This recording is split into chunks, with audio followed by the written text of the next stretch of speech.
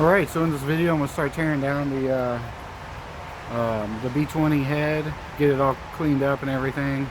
This will probably take 2 or 3 days, so this video won't be out for probably 4 or 5 days.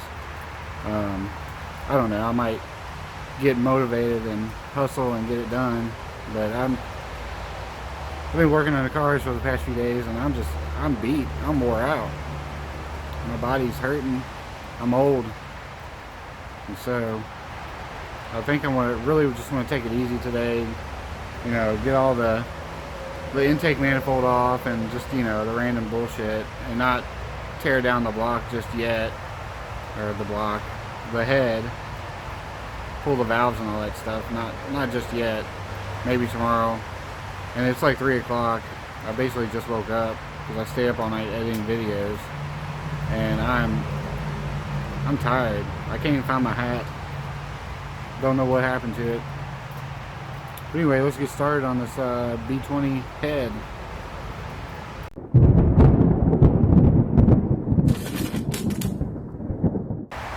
I'm going to start by getting the intake manifold off. Actually, no. I'm going to get this plastic cover off. Looks like there's two 10mm bolts.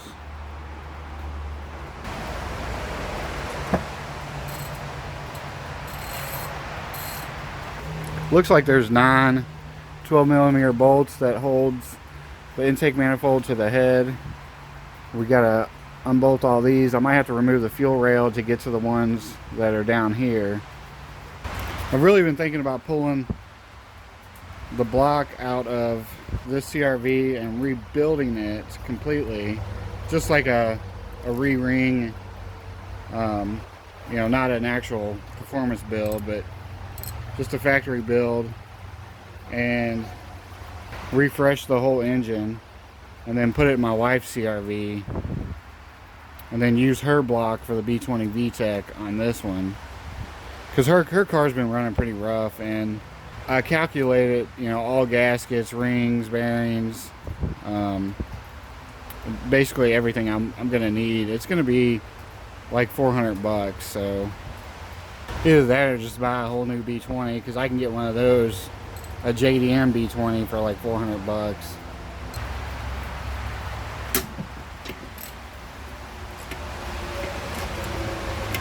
These things are not wanting to come off. Alright, we got all the bolts on the back of the intake, or the bottom of the intake manifold. We need to get the fuel rail off so I can get to the bolts or nuts, fasteners that are here in the front. There's a stud here and a stud here on the back side of the fuel rail, where the fuel rail slides down on top of them, and then it has a 10mm bolt that holds the fuel rail down. It sandwiches it down.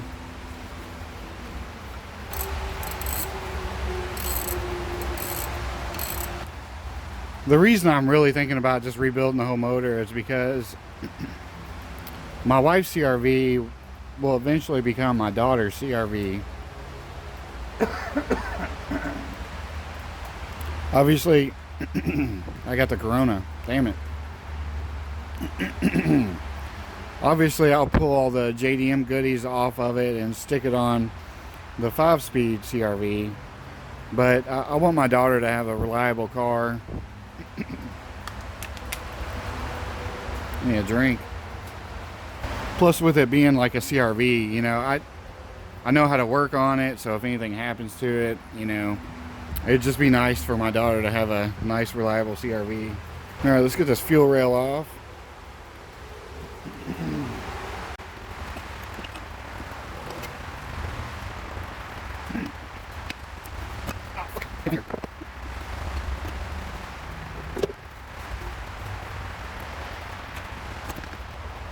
Everything about this CRV has just fought me.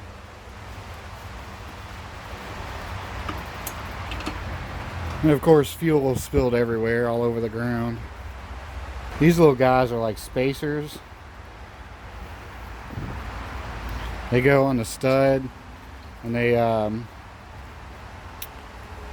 create like a gap between the fuel rail, the fuel injectors, and the intake manifold.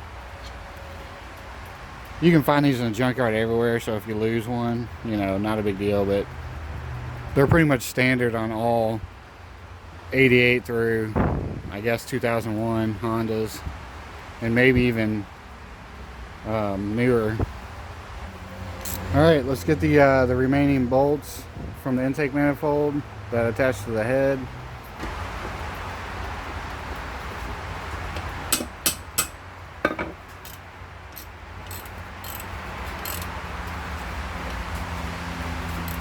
Use a hammer so you don't bust up your knuckles.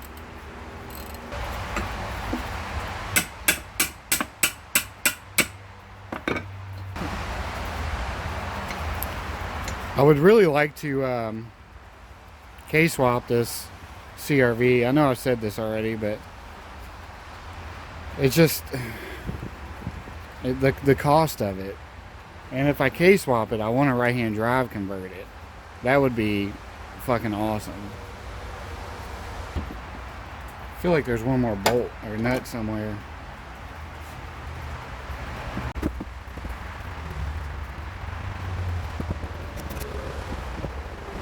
No, but I have a water line. God, this thing has got me on the struggle bus. I'm just going to cut it.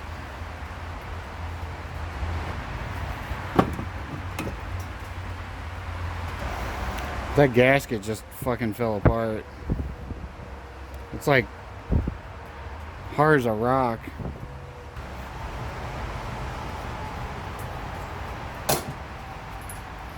Alright, with these out, now I can lay it flat.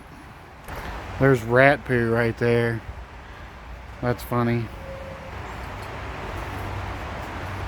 I guess I'm gonna start removing all these studs.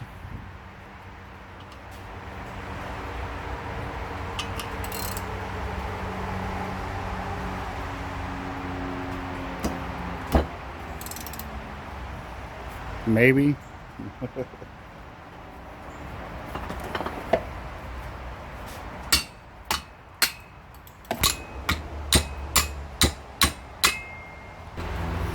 I'm not sure if I got a socket to remove these. I don't know what the fuck that dumb dog's barking about.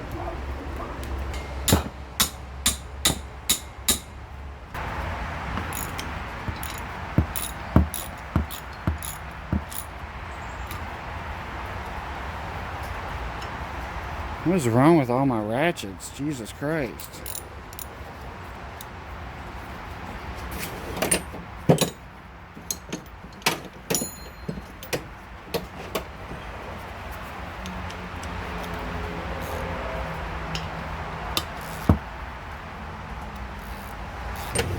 Let's find a 10mm wrench.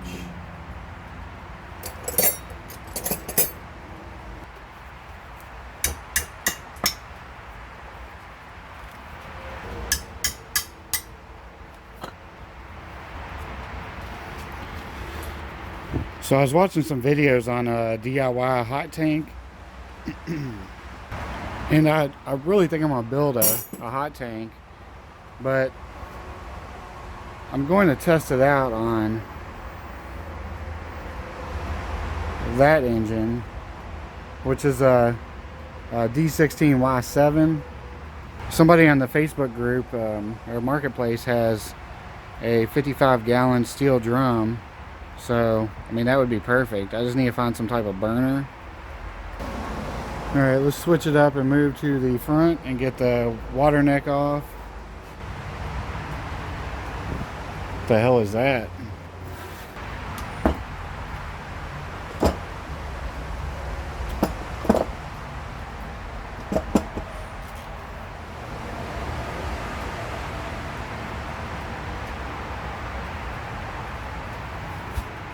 What the fuck is that shit? Almost looks like salt or sugar that's been wet. I don't know. It's all in there. It's so weird. I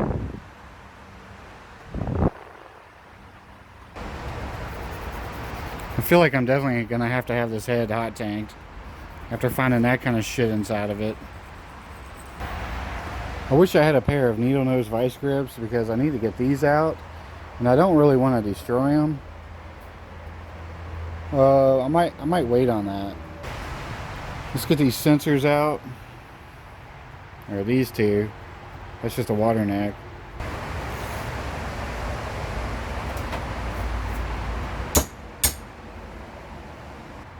I think it's like the water temperature sensor, maybe. I don't know. Maybe that's what that one is. It's something to do with the coolant, though.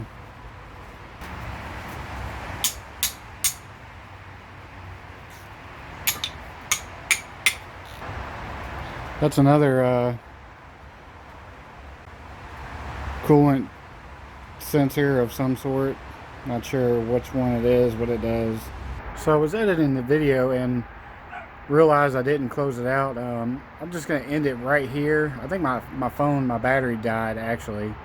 But I have a video, or I'm in the process of editing a video of removing the valves and cleaning the valves. And so go ahead and hit that like button. If you're not a subscriber, go ahead and subscribe. And I don't know what else to say.